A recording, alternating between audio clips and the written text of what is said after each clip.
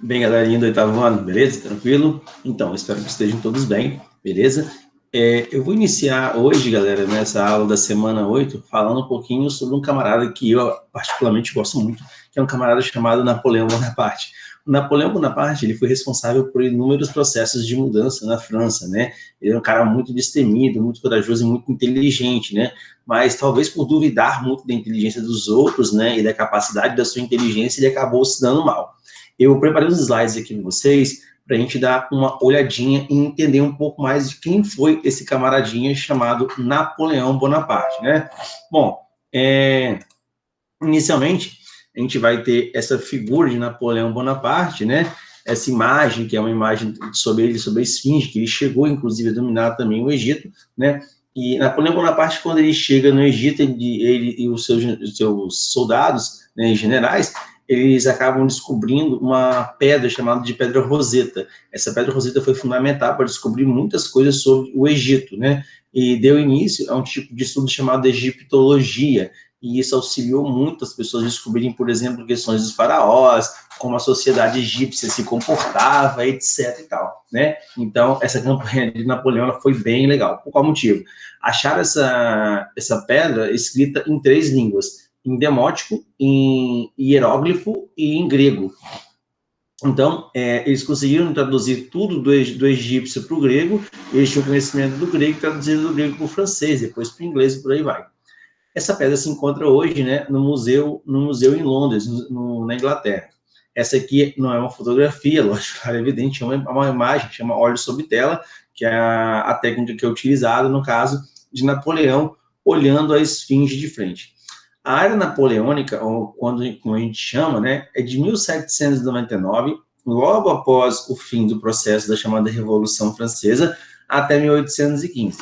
Alguns historiadores trazem para a gente que, na verdade, não se deu por fim a Revolução Francesa em 1799, que Napoleão Bonaparte, na verdade, ele é uma extensão desse processo da Revolução Francesa. Eu não acredito nisso simplesmente pelo fato de que ele dominou de uma maneira unilateral o poder, e a gente vai entender isso a partir da aula de hoje, ok? Bem, vamos lá. Galera, Napoleão Bonaparte e a Revolução Francesa, que eu vou trabalhar com vocês inicialmente, e a parte do consulado, tá? Que é essa parte que ele governa, chamado Império Napoleônico, né? Do início desse Império Napoleônico, de 1799 a 1804. Ah, mas ele não ficou no poder até 1815? Calma, galera, a gente vai entender isso na aula 2, beleza? Que é a aula da semana que vem. Mas vamos lá. Esse rapaz bonito aí, né? Você pode ver, né? Lindo, bonito, maravilhoso, com a roupa pomposa, né? Aquela roupa elegante pra caramba, né? Eu toda vez que eu olho essa roupa de Napoleão me dá um sono desgramado, porque olha isso aqui, parece um travesseiro lindo, bonito, maravilhoso para você dormir, né? E essa coroa de louros, né? Lindas, bonitas e maravilhosas. Isso aí para resgatar a questão, por exemplo, dos romanos, que ele era fã do exército romano, né? Ele utilizava muito das técnicas do exército romano, por exemplo, para as ocupações. Napoleão Bonaparte é um camarada que em 1804 ele se autocoroou, né? E tem a imagem da autocoroação que a gente vai ver mais para frente. Imperador da França, e o país está mergulhado num caos violentíssimo após a Revolução Francesa, que foi uma coisa muito boa, que conseguiu tirar a monarquia do poder, mas que acabou afundando o país em vários aspectos. O detalhe da obra retratando Napoleão, né, com as vestes de sua coroação de François Gerard, de 1805, rapaz bonitinho, cuti, né? Mas vamos lá. Bom, Napoleão Bonaparte e a Revolução Francesa. A burguesia, no caso, que era aquela galera que tinha muita grana na França, né, tentava manter o poder em suas mãos para fazer da França uma nação liberal, ou seja, uma nação que não dependesse mais do chamado antigo regime, mas estava ameaçada internamente pelos defensores da monarquia, absolutistas, e pelos revolucionários, como, por exemplo, os jacobinos, como a questão da implementação da chamada fase do terror, né, que exigia uma maior participação política e uma organização econômica mais igualitária, sem aquela divisão dos 3 estados, né, que tinha o clero, a nobreza e o restante da população. Eles queriam que todo mundo tivesse acesso às mesmas coisas, ou seja, a gente chama isso de uma questão de uma régua, né, onde você coloca todo mundo no mesmo período, no mesmo processo de igualdade. Era isso que desejavam, no caso, a Revolução Francesa, né? Bom, Napoleão Bonaparte e a Revolução Francesa. Qual é a trajetória de Napoleão Bonaparte dentro da Revolução Francesa? Na Revolução Francesa aconteceram vários conflitos, tanto internos da França quanto externos, para a questão da defesa das fronteiras, e um camarada muito importante nessa questão da defesa das fronteiras foi Napoleão Bonaparte, que ele ascendeu rapidamente ao cargo de general dentro do exército. A França pré-revolucionária, ou seja, antes da Revolução Francesa, era marcada pelo desequilíbrio social que eu acabei de citar, da questão das três classes sociais. A maior e mais pobre parcela da sociedade, chamado Terceiro Estado, sofria com fome, mais condições de vida, tá? E por repressão política, porque eles não tinham direito de, por exemplo, escolher quem seria o governante deles. Eles tinham que aceitar aquilo ali, porque a monarquia era uma monarquia absolutista que estava no trono há muito tempo na França. Então, a gente tem aqui o início da Revolução Francesa, né, tá? E em 1789, tá? E o período, esse chamado período napoleônico que ele está apontando aqui, galera, né? É o período que ele assume após o consulado, beleza? Então, olha só, vem em 1789, quando chega em 1799 é quando Napoleão assume. O período napoleônico, como eu disse, vai de 799 a 1815, tá? Mas esse período que a gente vai ver é o período que a gente chama de período do consulado, de 1789 a 1804. Na próxima aula a gente vai ver esse segundo período aqui de 1804 a 1815, beleza?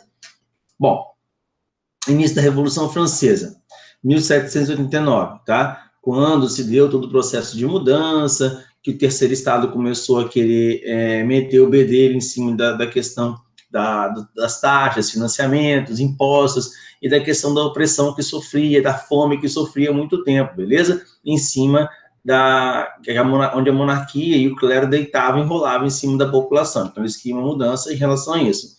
Aí veio a Assembleia Nacional Revolucionária Francesa, que estabeleceu uma Constituição. Essa Constituição, galera, vocês têm que entender que é o seguinte, isso que eu disse anteriormente, a questão da régua, essa régua para limitar os poderes, as questões que são pautadas e iniciadas nesse processo. Ou seja, o rei pode estar acima da lei? Não, o rei tem que ir na mesma direção que, por exemplo, a questão de todo mundo. Então, ele não pode estar nem acima e nem abaixo da lei. Ele tem que estar dentro do processo da lei, beleza? Bom, além disso, você faz isso para a questão de uma igualdade, né, como eu disse. Então, era isso que o Terceiro Estado queria. O Terceiro Estado ele era desejoso de um processo de igualdade. E para que esse processo de igualdade? Para que todos tivessem acesso e direito às mesmas coisas. Isso é muito simples de entender, né? Bom, em agosto, o rei Luís e sua família, né, são presos porque eles tentaram sair da França, como eu contei na penúltima aula, né? E a monarquia é destronada na França. Então, assume o governo chamado governo revolucionário, com os jacobinos à frente. Por causa do sucesso alcançado com o militarismo durante as guerras revolucionárias, Napoleão é nomeado general. Quando ele é nomeado general, ele entende o seguinte, que ele poderia fazer isso também pelas pessoas, que as pessoas poderiam galgar, subir de postos, por exemplo, dentro do próprio exército. Isso facilitaria muito a vida das pessoas e deixaria a rotina delas melhores. Por qual motivo? Se eu sei que eu vou ganhar mais dinheiro lutando pelo meu país, eu vou defender meu país com unhas e dentes. Então, essa era a ideia primordial de Napoleão, que todos fizessem isso, né? Então, ele vai lutar bastante para que essas coisas aconteçam, né? Essa questão, principalmente da subida, da alavancada em relação aos processos das pessoas que vão ganhar mais grana com isso, beleza? Bom, em 9 de novembro, foi chamado no calendário Revolução Republicano Francês, o calendário mudou, ele não tinha mais essa questão do nome de, por exemplo, janeiro, fevereiro, eles tinham, no caso, outra divisão, as semanas não tinham 7 dias, as semanas na Revolução Francesa, após a Revolução Francesa, elas tinham 10 dias, porque o Estado era laico, ou seja, o Estado não tinha uma ligação mais com a igreja, então eles queriam desvencilhar essa questão de guardar o domingo para rezar, o sábado para rezar, o domingo para a igreja, etc. Então eles cortaram. Por isso que esse golpe que o Napoleão vai dar em cima do diretório, a gente chama de golpe 18 Brumário, porque era a data do calendário republicano francês, que corresponde a 9 de novembro. Napoleão invadiu a Assembleia Legislativa e aplicou um golpe de Estado. E ele ficou conhecido como golpe 18 Brumário, ou golpe 18 Brumário. Que golpe foi esse? Após tirar Robespierre e toda a sua galera do poder, né, os girondinos, eles assumiram comandando com 5 pessoas. Só que não estava legal, eles não estavam conseguindo ter um pulso firme em relação ao domínio das pessoas. Então, eles resolvem chamar esse jovem general que estava se destacando muito em relação às campanhas que estavam acontecendo, principalmente na defesa das fronteiras, que era o Napoleão Bonaparte, para participar do diretório. Só que quando o Napoleão chegou lá, ele viu que estava tudo uma bagunça, estava tudo zoado pra caramba, ele falou assim, cara, vocês não têm condições de governar esse negócio sozinho, pelo amor de Deus. Fala assim, sai todo mundo que me colocou aqui, que eu, papai aqui, vou assumir essa parada e vou tocar o barco para frente sozinho, beleza? Então, assim, ele pegou e fez, né? Feliz, satisfeito, em dando um golpe, ou seja, tomando o poder à força, já que ele tinha toda a resguarnição do exército, né? Né, por exemplo, né, eu chegar lá no Palácio do Governo do Espírito Santo sozinho, olha, eu sou o Armando, eu vou dar um golpe, sai daí, governador, a partir de hoje eu vou governar esse negócio. Não pode rolar isso, eu tenho que ter um apoio. Ele tinha um apoio de quê? De um exército. Ele tem um apoio, por quê? Além de muito carismático como líder, né, ele fazia aquilo que eu comentei com vocês. Ele dava a oportunidade da pessoa entrar como um soldado e chegar na posição, por exemplo, de um general dentro do exército. Então, as pessoas lutavam definitivamente por quem? Pela França e por Napoleão Bonaparte, o que facilitou muito a vida dele, principalmente nessa chegada, nessa conquista e tomada do poder, né? Napoleão é coroado imperador em 1804. Nessa autocoroação rolou uma situação muito interessante, né? Que ele convida o Papa, né? Ou seja, convida a Igreja Católica, porque era tradição que a Igreja Católica coroasse os imperadores, os reis, para você ter aquela ligação de Estado e Igreja.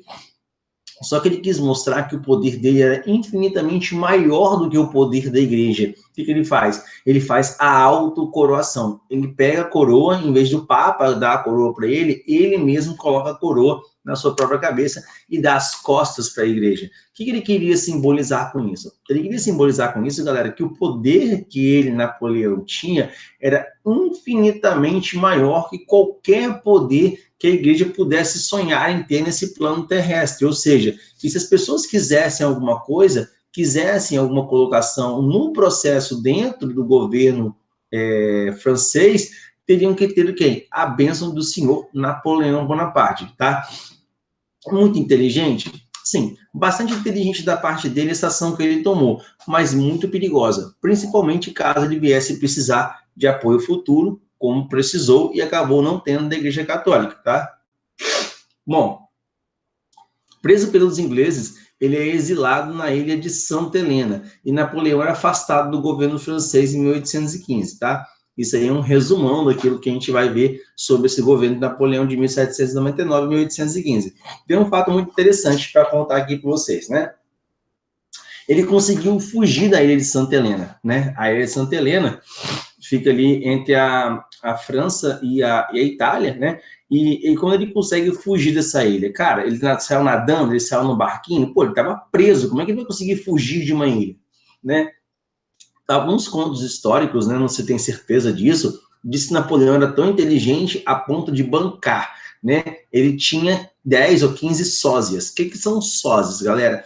Sósias são pessoas que são parecidas com a gente, né? Então, ele tinha sósias, e esses sósias faziam o quê? Esses sósias, ele bancava, esses caras ficavam escondidos. Tem-se a ideia de quando foi preso em 1815, na verdade não teria sido Napoleão, teria sido um sósia dele. Então, por isso que ele apareceu tão rapidamente na França. Quando ele volta em 1815, né, que eu vou comentar com mais detalhes na frente, ele vai governar o país, né, no chamado governo de 100 dias. Depois ele acaba e vai ser preso e levado para uma outra ilha que a gente vai saber mais à frente, que eu não vou ficar queimando, né, ou seja, dando spoiler do processo histórico para vocês, tá? Quais foram as medidas que ele tomou, né, na questão do chamado consulado? Que é esse governo que antecede o governo imperial dele, né? Uma constituição. Nessa constituição que vai ser elaborada, o controle do poder executivo da república por 3 cônsules, legislativo, que representava a Assembleia, eleito por um voto censitário. O que é um voto censitário? É o conceito histórico que você tem que guardar sempre na sua cabeça, galera. Censitário significa o seguinte: eu tenho que ter uma quantidade de grana, ou seja, eu tenho que ter um censo, uma grana, renda, para comprovar que eu posso votar em fulano, ciclano, beltrano, beleza? a criação do primeiro banco público do país, o chamado Banco Francês. Qual era o objetivo disso, né? De você gerar notas, gerar dinheiro, fazer o dinheiro circular, controlar a economia francesa, né? Para você recuperar, porque nós temos que lembrar que a economia francesa vinha, né? De uma guerra contra os Estados Unidos. A gente tem que lembrar que vinha dos gastos, né? Sem preocupação nenhuma do rei Luís XVI. Posteriormente, ela não conseguiu se recuperar com os jacobinos, né? No diretório, com os girondinos, ela também não estava legal e ela vai começar a se recuperar com quem? O Napoleão Bonaparte, tá? O que ele faz para tentar auxiliar também essa questão, não só de produzir dinheiro, mas também de melhorar a vida das pessoas? Ele começa a fazer obras públicas, né? Essa realização de obras de infraestrutura. Qual o objetivo? Reativar o comércio interno, promover a reintegração no país. Cara, é muito simples. Tipo, imagina o seguinte, né? Eu quero reformar a minha casa, né? Reformar a minha casa, eu tenho que contratar pessoas. As pessoas, elas têm que usar o transporte público, né? Vai dar grana para quem tem empresa de transporte público. Eu tenho que comprar material de construção, então quem tem material de construção vai vender material para mim. Aí vamos supor que o cara teve uma alta, o dono do material de construção teve uma alta na venda de material de construção. Tem que contratar mais funcionários. O cara que vendeu cimento para mim, por exemplo, na matéria de construção, compra de uma empresa. Essa empresa está produzindo muito cimento, está dando muita reforma, muita construção. Então tem que contratar mais gente para fazer cimento, e por aí vai. Então você consegue aumentar a cadeia empregatícia a partir de obras de infraestrutura, o que, na minha opinião, é muito interessante, beleza? Bem, ele criou a sociedade de fomento à indústria. O que é esse fomento? É um incentivo à indústria, né? A França, ela não era industrializada. A França, até esse momento, era um quê? Era uma nação totalmente voltada para o campo. Então, dependia muito da agricultura. Prova disso, né, é a questão da fome que as pessoas passavam, a dificuldade que teve da reestruturação após o processo da Revolução Francesa.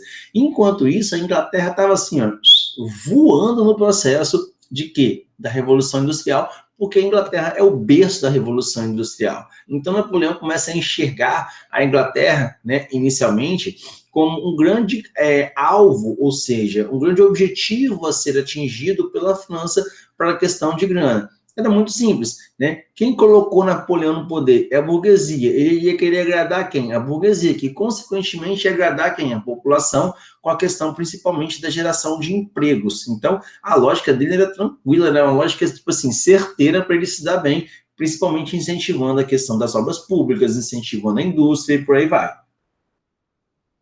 Ele tenta restabelecer a paz com a Igreja Católica, né? Então, a igreja reconhecia a perda de seus bens no território francês, graças a essa desvencilhação de Estado e igreja, mas não gostava muito, né?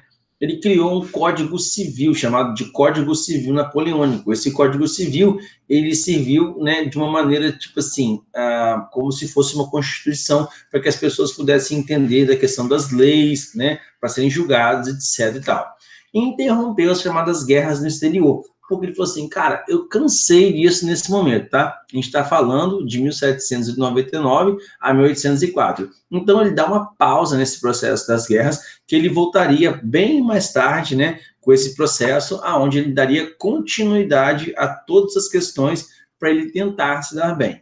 Bom, no consulado, né, essa aqui é uma representação, no caso, artística do Congresso de Amiens, né, e da assinatura do tratado que estabeleceu a paz entre a França e o Reino Unido durante as guerras napoleônicas, né? Só lembrando que Napoleão, ele se deu muito bem com essa questão das guerras napoleônicas, tá? E ele vai fazer coisas, assim, violentíssimas em relação a tentar travar a Inglaterra, para a Inglaterra parar no tempo. Só que a Inglaterra deu a volta por cima, né? Ele estabelece a paz numa tentativa de mostrar para as pessoas que ele era uma pessoa mudada, que ele era uma pessoa que não queria ter inimigos, ele queria que todos fossem amigos dele, né? Na verdade, ele era um grande estrategista, e parte dessa estratégia dele passava pelo quê, galera? Passava por uma tentativa de simplesmente tentar, né, mostrar que tudo estava apaziguado aonde? Na França, que tudo estava lindo, bonito, maravilhoso na França, e que ele não queria criar nenhum tipo de treta ou algum tipo de coisa que viesse a queimar o filme dele com seus amigos vizinhos. Então, por isso que essa imagem passa para a gente, né? Vocês podem observar a questão de uma democracia, de uma república República Francesa, né? Que eles queriam que continuasse. Veja que as pessoas de várias classes sociais estão juntas, né, discutindo com os políticos, né, numa vibração muito grande. Eu fico imaginando o seguinte, né, se hoje, com o auxílio, por exemplo, das tecnologias de celular, nós conseguimos fazer uma fotomontagem, conseguimos fazer diversas coisas, imagine esses caras que tinham que ficar pintando, né, porque esses artistas, os pintores, eles imaginavam as coisas sendo na cabeça deles, eles representavam, por exemplo, daquilo que ele via e queria que o povo visse também, né? Se você vê, por exemplo, várias pessoas assim reunidas e lutando e vendo Napoleão expondo a questão do Código Civil Napoleônico, da Constituição Francesa, assim, nossa, Napoleão realmente era muito bom, Napoleão era um cara muito legal. Ele era isso? Era, mas era também muito mais sedento pelo poder. Então, essa imagem, ela traz essa ideia de uma participação coletiva, tá? Mas não é bem assim que tio Napoleão quer ver. Tio Napoleão, ele é sedento, ele é desejoso de muito poder, beleza? Bom, as reformas do Estado e a recuperação econômica, elas vão começar a surgir graças à questão de, principalmente, da industrialização francesa. Só que para você ter uma indústria, galera, você precisa de uma coisa que é primordial, chamado matéria-prima e mercado consumidor, tá? A França, ela não tinha tanta matéria-prima assim para desenvolver a indústria. Então, ela teria que fazer o quê? Comprar de outras localidades, de outros países. Napoleão não queria gastar dinheiro que ele não tinha, né? Então, ele vai propor fazer aquilo que ele mais sabia fazer, estratégias de guerras, conquistar novos territórios para sim ter, a partir daquele momento da conquista, né, aquele material que ele precisaria, por exemplo, para alavancar o processo industrial dele na França, ok? A concordata. O que é uma concordata? Foi um acordo entre a Igreja Católica e Napoleão para que não houvesse mais treta entre os dois, ficassem apaziguados. Mas a Igreja concorda em perder todas as terras que tinha na França para o tio Napoleão, né? E os detalhes, entre aspas, os franceses, tá? E o Código Napoleão, o Código Civil, né? Que é um código de conteúdo muito burguês. Por que a burguesia ela tem tanto poder em Napoleão? Nós temos que lembrar que é a burguesia que coloca Napoleão no poder. Então, ele vai usar uma expressão muito simples em relação a todo o processo. Assim, galera, olha só, se uma mão lava a outra, as duas lavam o quê? O rostinho. Esse é um ditado que ele sempre levava muito a sério. Por qual motivo? Ele está ajudando simplesmente quem colocou ele no poder. Se ele está ajudando quem colocou ele no poder, ele vai garantir a manutenção do poder dele por muito tempo, né? Como ele não é bobinho, né? Ele fez isso, beleza? Bom, em 1802, através de um plebiscito, o que é um plebiscito? Ele faz uma consulta popular em 1802, né? Ele fala assim: eu queria saber se vocês querem que eu seja o cônsul vitalício, né? Ou seja, o chefe de Estado enquanto eu estiver vivo. Aí as pessoas votam, né? Sim. Só que ele, tipo assim, ele aceitou inicialmente, só que ele não teve certeza. Em 1804, ele faz um novo plebiscito levando a seguinte questão: Napoleão, ele poderia ser imperador, ou seja, concentrar todos os poderes em suas mãos, né, distinto de outros cônsules. O que a população vota? Sim. Então, tudo aquilo que a Revolução Francesa tinha lutado para acabar, que era o Estado absolutista, ele vai implementar, não absolutamente direto, mas indiretamente, tá? Com uma falsa sensação. Napoleão era um cara muito bem quisto pela sociedade francesa. Ele estava recuperando a sociedade francesa. Então, as pessoas viam ele como simplesmente um mega, super, hiper-herói que poderia, sim, dar conta do recado, tá? Então, ele vai ser coroado como imperador na Alto Coração, que ele vira as costas para a igreja, né?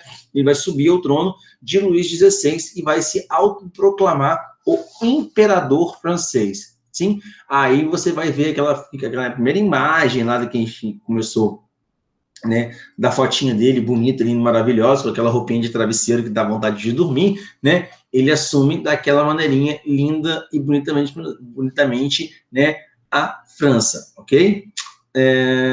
Bom, a popularidade, né, a vitória no plebiscito, a França se torna um império a partir de 1804 e tio Napoleão é o imperador, beleza? Então, galera, aqui nós terminamos, tá? Essa aulinha de hoje. eu espero ter ajudado bastante vocês na questão da compreensão do período, dessa primeira fase do período napoleônico, ok? Qualquer tipo de dúvidas, perguntas, questões, indagações ou esclarecimentos, entre em contato comigo pelo e-mail que eu farei questão de responder a vocês, beleza? Tá? Todo dia eu tô aqui, por aqui, né, online, então eu vou dar um jeito, sim, de responder vocês, beleza? Valeu, galera, muito obrigado pela atenção e até, se Deus quiser e tudo estiver certo, né, que vai estar certo com certeza, a nossa próxima aula. Beijo de luz, fique com Jesus. Valeu, galera!